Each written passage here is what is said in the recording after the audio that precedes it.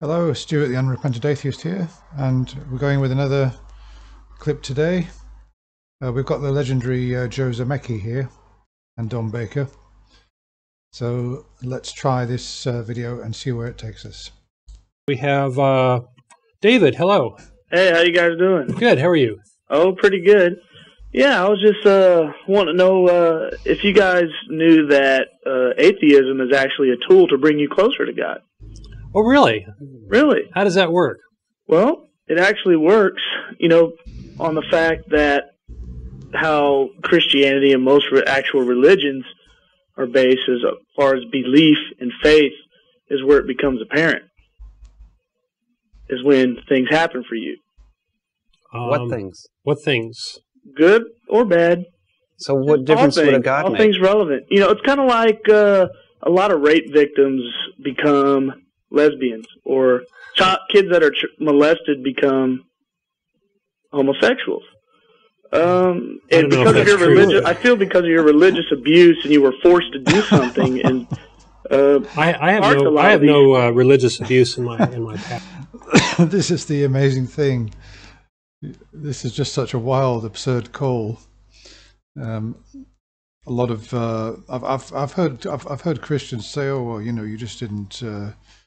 You weren't brought up in the right tradition, or you were forced to believe, and you didn't see the bright side of Christianity. I just came to the conclusion that it doesn't make sense and that it's causing a lot of harm. Yeah, and I hate that, but at the same time, atheism also, sometimes as a humanist, is also a good example of humans doing God's will without being told, like you say, without having to depend on Him, because that's really what I would debate, whether there even is a God. But, right, but besides that, I can guarantee you the God of the Bible would not be a humanist. He would never use that word now. I mean, throughout the whole Bible is this theme that He created us, not the other way around, and that we are subservient to Him. Well, it sounds to me that you've studied and come up with a lot of answers to prove that there is not a God. No. Even from a scientific standpoint, to actually try to prove something proves that something is there to begin with. No, see, I may have mistaken what we're trying to say, but I don't believe any of us have said we're trying to prove there is no God. You're saying there is one. Well, for us, we don't accept the claim that there is one, and there have been many claims about many different God ideas made. It's important not to think they're all the same in value. But the bottom line is we do not have a burden of proving or disproving anything. We live our lives naturally, and God beliefs come and go and evolve. But throughout the years, you can hear lots of different crazy God ideas that you will immediately disbelieve right off the bat and say, that's crazy. Common sense says there's no spaghetti flying monster on Mars controlling our fate. Now, are you crazy or wrong or immoral for saying that? Or are you actually sucking up to that spaghetti monster by saying that? No. You're living above that fantasy, and it's Oh, that was beautifully put. I love the way that he took the caller's rationale and just turned it, just took it to its absurd level.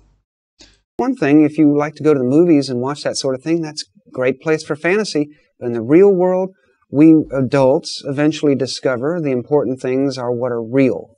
Real friends who are actually there. Real relatives who will show up and help you. I mean, I've always wondered why we're supposed to love Jesus with all our heart when He will never come and shake your hand. He will never look you in the eye. He will never tell you His problems. He will never help you fill out your taxes or babysit your kids, change the diaper, go to the gas station, go to the bank. Forget it. You're not going to get... Those are human things, and real friends actually show up to help you with those things. As a kid, I was told to walk with Jesus and be His friend, right? Don't walk in front of Him or behind Him. You're on par with your friend. Walk side by side. Could never find Him to do that in the first place. And it's a shame that the hypocrites that were in charge of your religious upbringing got a hold of you. And that's a shame. And we don't. And that was real common in at the turn of the century to the same old thing. If you don't believe the rubbish that I believe, then there was some problem with the way that you were initially presented with all these ideas. 70s and 80s,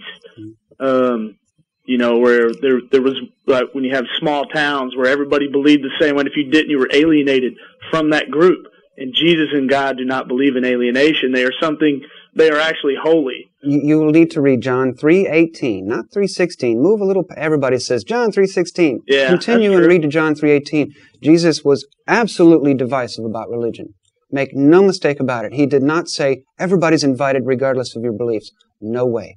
If you don't go and play his game, his way, on his team, you're not getting onto the field. Simple as that.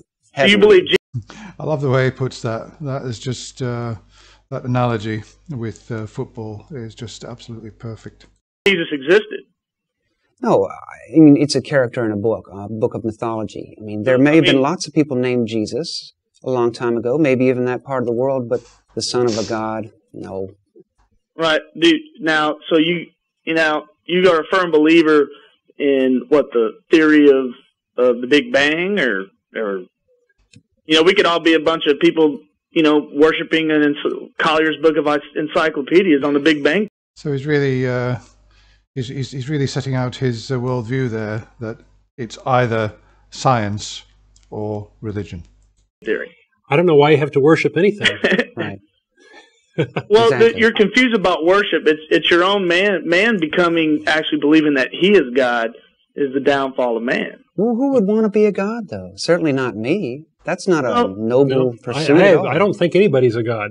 Well, I don't know. I mean, you guys have an icon there. It says ACA. That's kind of iconoclastic, which is deity-like. It's got a little pyramid. We don't worship. Pyramid We don't there. worship our organization. We're just just a bunch of guys that hang out together. And I would say most symbols like that one are irreligious to begin with.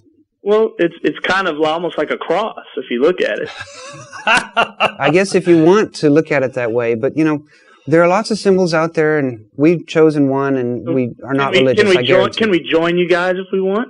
If you're an atheist, you can. Yeah. What if you're not atheist? Can you join the atheist community if you're not an atheist? No. Would you want to? That'd be So dishonest. you alienate people that don't believe the way you do. Dishonest people? Yes, sir. If that's what you feel. But I mean, if you're not an atheist, there are other groups for you. But if you're not an atheist, don't call yourself Well, one. how would you know if you're?